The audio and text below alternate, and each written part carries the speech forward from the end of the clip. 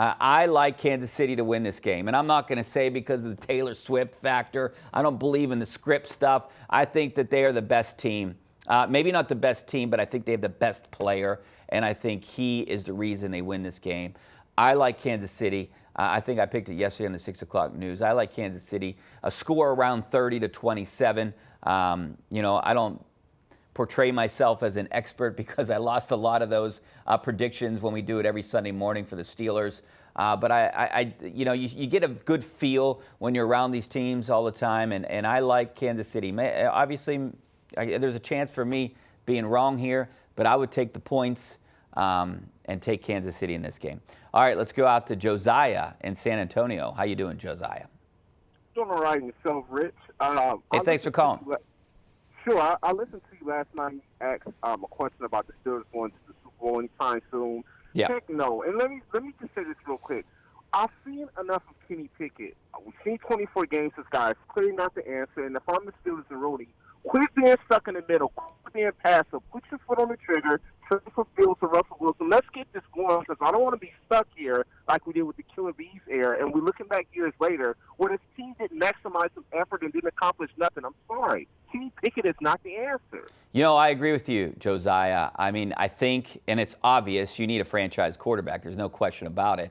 And there's not too many Patrick Mahomes out there, and you got to do what you can to get one of those guys. The problem is you got to be bad in order to be high enough in the draft to be able to draft one of those guys. And the Steelers are, they're hovering around 500. That'll never give them a top 10 draft pick, a top 5 draft pick to get one of these franchise-type quarterbacks. So you're stuck with the Kenny Pickett's of the world. They're going to give them every opportunity to win this quarterback competition this year, or give them every opportunity for a chance to be the starting quarterback. But obviously they want to win games too.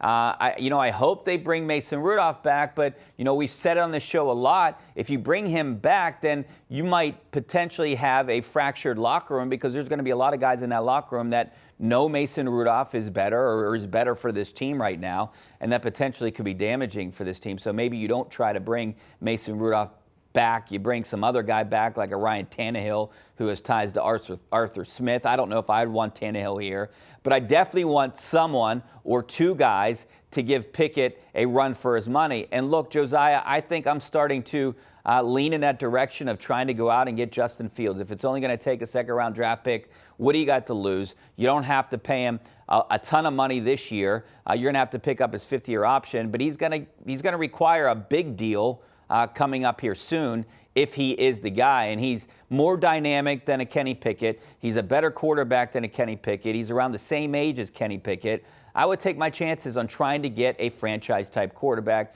You see what you did with Ben Roethlisberger. You need a guy like him, and that's just plain and simple. That's how you win. That's how you win consistently for a long time, like Kansas City's doing right now with Patrick Mahomes. Let's go back out to the phone lines. We got Matt out in Allison Park. How you doing, Matt? How's it going? Good. Thanks for calling. I'm 100% sure the Steelers are going to get Russell Wilson. I'm not. Why do you think that? All right, well, he's there's no way. I think he's over the hill. I mean, maybe they sign the guy as a backup if he gets cut. He's not even cut yet from Denver, and they would have to take a huge hit if they did that and released him. And the Steelers could get him at a veteran minimum. It might not be a bad deal to bring a guy like him in to push Kenny Pickett, maybe to help Kenny Pickett. But I don't think Russell Wilson is going to come here and you're going to anoint him the starting quarterback. And I don't even know if he's better than Kenny Pickett. His stats say he is, but you watch him, he doesn't look any better than Kenny Pickett.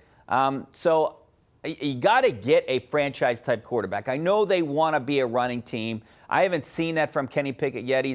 Statistically, he's one of the worst that ever played the game with this many starts right now. And Mason Rudolph made this team and this offense look like a totally different team. We all saw that. And I think that's a big reason why all Steelers fans are in Mason Rudolph's corner right now, because I don't think he's a franchise-type quarterback. I think he could be a solid starter, a really good backup, and that's what he did to this offense.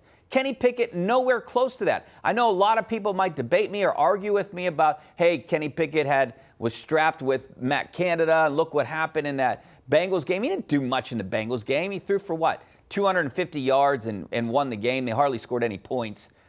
He didn't do what Mason Rudolph did. You can feel it in the locker room, and a lot of those players, I think, are behind Mason Rudolph right now. But, hey, he might get another opportunity that's better for him out there. All right, so back out to the phone lines. We got Ryan out in Mount Lebanon. How you doing, Ryan?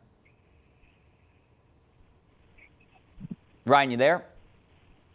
Yes, I'm here. What's up? You're on the night in the sports call. I just want to say here that Kenny Pickett reminds me of the Mount Lebanon high school quarterback. The Steelers are really messed up here bad. They need to get another Ben Roethlisberger in here in order to make this franchise work. Plain and simple, that's it. Every time I watch Pickett, it's the same deal over and over again. Even my little girl looks at him as if says, "Wow, Daddy, is he really in the NFL?" Well, yes, he's in the NFL. It's not college. It's not high school football there. All right, Ryan. Look, Kenny Pickett had one good year at Pitt, which made him a lot of money. I don't think he would have been drafted if he came out the year before, decided to come back and had a record-setting year for Pitt and earned being drafted in the first round. But there's a reason why a lot of those teams passed on him, and there's a reason why a lot of teams had a second or third round grade on him, and there's a reason why a lot of people said that it wasn't a good quarterback class, and we've seen that.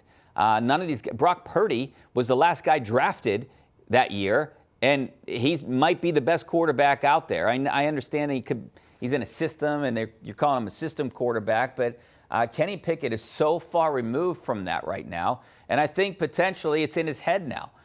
He has the confidence. He wants to win. He has the moxie, but does he have the tools to be a franchise quarterback? That's still very much up for debate. Let's go back out to the phone lines. We got John out in Harwick. How you doing, John?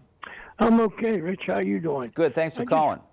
Yeah, thanks for having me. I just wanted to say another guy that got shafted on was the Comeback Player of the Year award. They gave it to Flacco. Yeah. What did he do? Should have went to Hamlin, DeMar Hamlin, I don't care if he played one snap. He should have got the Comeback Player of the Year. I think he played in, 3 games, limited action. But he basically died on the field. They brought him back to life. He came back to life. He deserved to be the Comeback Player of the Year. I don't think there's any more of a comeback than that right there. And I know I talked about that yesterday. Joe Flacco comes in and helps Cleveland gets to the playoff. Maybe they're basing it on, I know a lot of people voted for Baker Mayfield too. But for me, I don't even think it's a question. It's DeMar Hamlin. No doubt about that. Let's go out to Harry out in Westview. How you doing, Harry? I agree with you. He raised a lot of money and a lot of awareness. Yeah.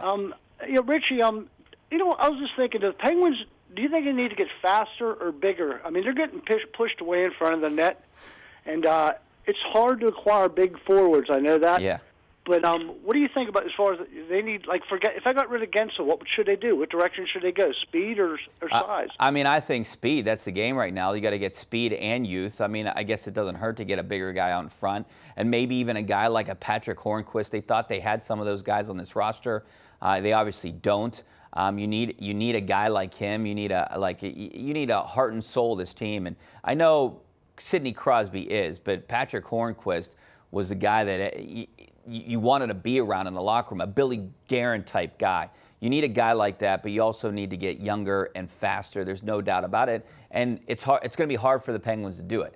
They're strapped with Sidney Crosby, who I still think is one of the best players in the game, and you don't do anything with him. But Evgeny Malkin, Chris Letang, Erik Karlsson, all are going to be, you can't trade those guys. You just got Karlsson. And those guys, the other 2 guys, have no trade clauses. Jake Gensel has a limited trade clause. He's the only thing that you can really get something for. So I think they have, right now, you look at it, they're 7 points out of a wild card, right? They're 9 points back for the 3rd spot in the Metro behind Philly. They got to do something to get back in this. And the only way you're going to do it is maybe acquiring a couple guys and a first-round draft pick and seeing what you can do down the stretch. But right now, they're almost on the verge of being out of this. So you have to make a move, and you got to be a seller, I think, at this point. If you're looking at this team right now, unless they do something in the next month and gain some ground. They do have 4 games in hand on Philadelphia, so that's potentially 8 points that would get them within a point right now. But then you still have all these other teams to leap over to get to that in that position. There's so many teams fighting for very limited spots in the postseason. And I don't know how the Penguins are going to fix this, but the only way you fix this, you got to get younger, you got to get faster, you got to get bigger. And, you know, the one thing, I know a lot of people complain about Tristan Jarry, but he's playing pretty good right now. They just got to be able to score. Back in a couple minutes.